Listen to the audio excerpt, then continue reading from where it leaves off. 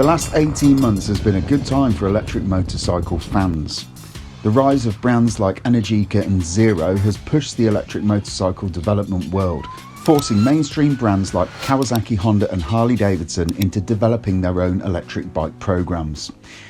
In this head-to-head, we take a look at 4 of the most viable electric motorcycles you can buy today: the Harley-Davidson LiveWire, the Energica Eva and the Zero SRF and SR. As with all electric motorcycles, price is always a big talking point. To start with, let's look at the most cost-effective machine on the list, the Zero SR. This bike has an RRP of £14,000 after the government's electric vehicle grant of £1,500 is considered.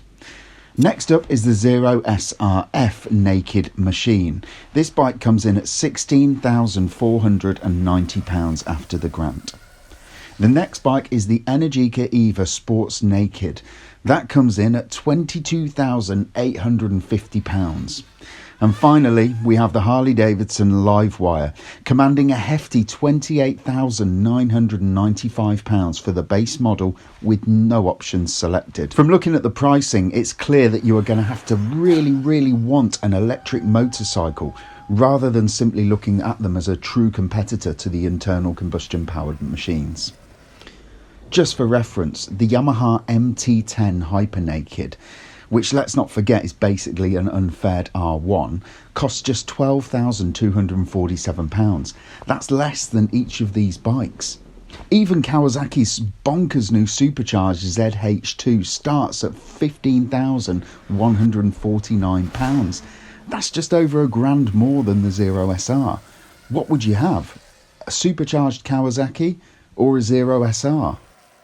Just as price is so much of a talking point with electric bikes, so is performance and the power generated by their electric motors.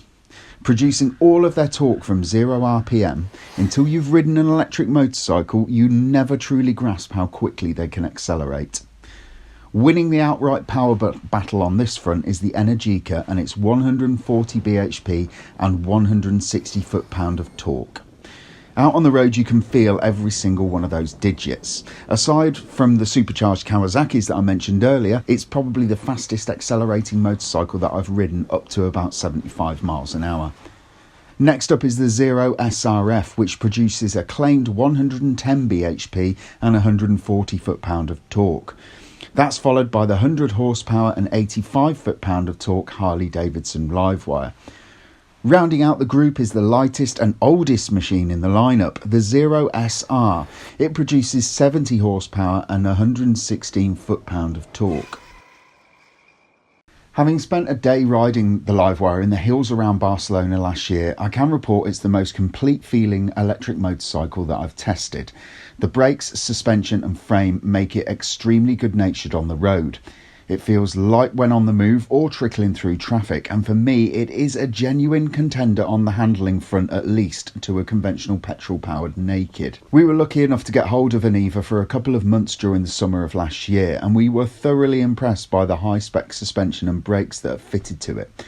Of all the bikes here, it's blessed with top spec Bitubo rear shock absorber and Marzocchi front forks. It's also got Brembo calipers which feel absolutely awesome. It's a cracking setup that only really begins to feel like you're reaching the limit when you're really pushing on. It is also worth noting though that of all the bikes on test here, the Energica is the heaviest, weighing in at a chunky 260 kilograms. Of all the Zero electric bikes that I've ridden, the SRF is by far the most conventional machine to ride. Its sit-up and beg riding style is carried over to the bike's riding dynamics, and it's quick to turn and eager to get down the road. It's kitted out with decent spec shower suspension front and rear, while a Brembo-alike J-Juan braking setup feels like top quality bits of kit. While the handling of the SRF is generally good at normal speeds, pushing it beyond a spirited ride can quickly uncover the suspension and chassis shortcomings. Dive under braking is quite severe, while there is a certain amount of pumping from the rear coming out of some tighter corners, like the chassis is starting to become overpowered. The cheapest bike of the 4 is actually probably one of the most entertaining to ride, thanks to its diminutive size, weight and power to weight ratio. The suspension and brakes are budget at best, but they are up to the job nonetheless, with only the slightly jarring ride giving a clue as to the bike's cost-cutting componentry. Harley claims a range of 158 kilometres for the LiveWire, or just under 100 miles. On the road test I took part in last year, we were riding really hard, with Harley-Davidson racer and customiser Charlie Stockwell setting the pace. After about 35 miles, my bike had dropped to around 47% charge and was showing that it had 30 miles worth of range left in it. If ridden conservatively, I have no doubt the Harley's claimed range would be about right. If you can get a DC fast charging point for the LiveWire, it will charge from flat to 80%, which is what the manufacturer considers as full, in around 40 minutes. As a guide, level 1 charging, from your home plug socket for instance, will provide you with around 15 kilometres for each hour of charge. The Energica Eva has a claimed maximum range of 100 miles, which will be based upon city riding. As with any of these bikes, the more you lean on the torque and acceleration, the less miles the bike will do. On a ride from London to Bruntingthorpe last year for some performance testing, the 100-mile trip was right on the upper limit of what the Eva could accomplish. And after I'd ridden like a bit of an idiot through some of the villages and twisty roads that led there, it did require an extra fast charge on the way. The quick juice up at the Polar Fast Charge point station took no more than 20 minutes, and I completed my journey with juice left in the tank. The SRF has a claimed city range of 161 miles and 82 on the motorway when cruising at 70 mph. It is worth noting that Zero used the SAEJ2982 standard of quoted figures. If we were using the EU standard, which is more realistic and takes into account things like rolling resistance, those numbers would come down considerably. In the real world, in city and dual carriageways, we'd expect between 75 and 85 miles from the SRF. On a standard 3-pin plug, Zero claimed 4.5 hours to fully charge the bike, while the 6 kilowatt fast charger will refill the battery in around 2 hours. Zero claimed the SR has a range of 179 miles, although again, this is to the SAEJ2982 standard, and in my experience, it's fairly optimistic. I'd put a sensible 100-mile range on the bike if ridden carefully.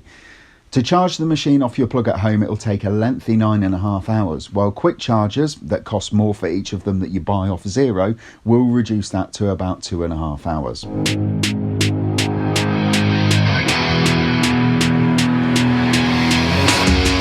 If you're looking for a riding experience that is as close as you can get to a petrol-powered bike, the Harley-Davidson LiveWire is a bike to check out.